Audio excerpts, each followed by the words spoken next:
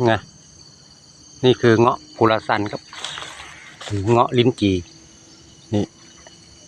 เด็ดเลยนี่ลูกใหญ่ไหมนี่ลูกสุกแล้วสุกจะออกดำๆนายหัวให้ผมขึ้นไปร้านไม่อยู่แล้วนายหัวไม่อยู่แอบถ่ายคลิปซะเลยลูกใหญ่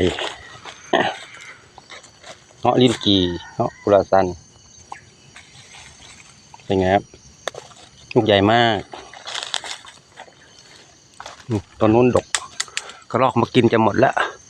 อันนี้ไม่รู้กระรอกมาแย่งเราหรือเราจะมาแย่งกระรอกวันนี้มีโอกาสได้มาชมสวนเงาะเขาทุเรียนมาสังเคงโบราณแล้วของไทยเราก็จะมีแถวเบตงยะลาอะไรเขาจะมีปลูกอยู่ใจ